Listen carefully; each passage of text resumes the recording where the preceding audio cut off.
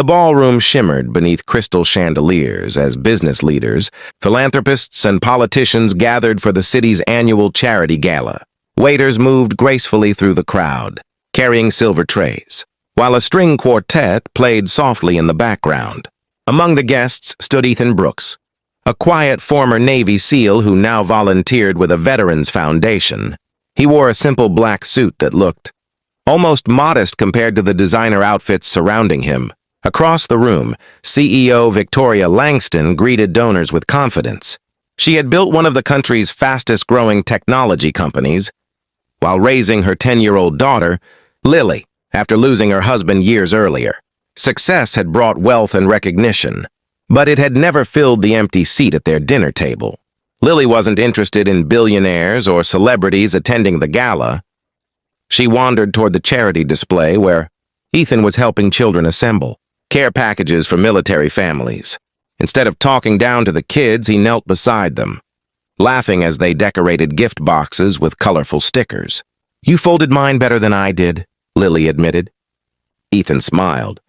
"That's because you've got more creativity than I do. I just follow instructions." She giggled and spent nearly an hour helping him.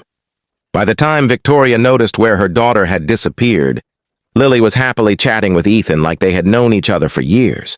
Victoria approached with an apologetic smile. "I hope she hasn't been keeping you from your evening." "Not at all," Ethan replied. "She made the work much more fun." Lily looked up at her mother. "Mom, he's nice." Victoria laughed. "I can see that." As the evening continued, the auction host invited guests to share stories about people who had inspired them through kindness rather than money. Several executives gave polished speeches, but none touched the audience quite like Ethan's brief remarks about the families of fallen soldiers. He never mentioned his own service or sacrifices. Instead, he praised the resilience of widows, children, and volunteers who quietly carried heavy burdens every day. The room fell silent before erupting into heartfelt applause. Later, during dinner, Victoria found herself seated beside Ethan. "You have an unusual way of making people listen," she said. "I've learned that the loudest voices rarely say the most important things." She smiled thoughtfully.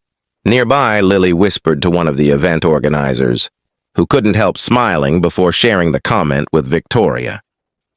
"What did she say?" Victoria asked. The organizer laughed softly. "She said she wishes every dad talked like Mr. Brooks." Victoria looked embarrassed before turning to Ethan. With a playful grin, trying to lighten the emotional moment, she joked, "Well, my daughter needs a father like you." Several guests at the table chuckled politely. Everyone expected Ethan to laugh, blush, or change the subject. Instead, he calmly set down his glass and answered, "Children don't need someone who simply carries the title of father. They need someone who chooses them every single day, even when it's difficult." The laughter disappeared instantly.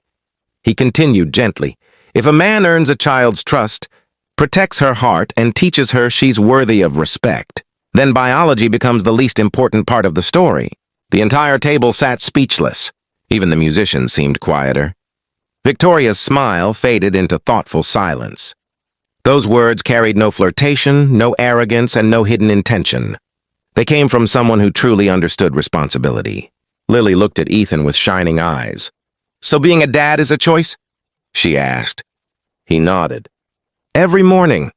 The simple answer drew tears from several guests, who had experienced broken families themselves. After the gala ended, Victoria and Lily walked toward their car. Ethan happened to be leaving at the same time. Lily ran over. "Can I hug you?" He smiled warmly. "Of course."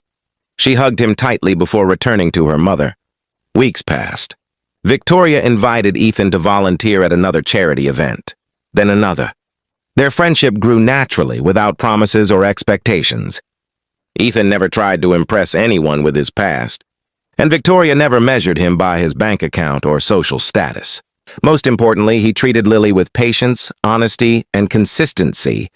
He attended her school play, helped her practice for a history competition, and taught her that courage wasn't about fighting enemies. It was about doing the right thing when nobody was watching. One afternoon, Lily handed Ethan a handmade Father's Day card. He looked surprised. "You don't have to—" "I know," she interrupted with a smile. You said being a father is a choice. I just wanted you to know. I chose too. Tears filled Victoria's eyes as Ethan quietly accepted the card.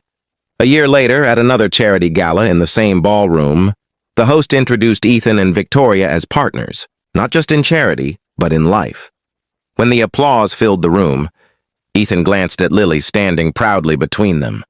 The greatest honor he had ever received wasn't a military medal or public recognition. It was being chosen by a little girl who had simply needed someone willing to choose her back.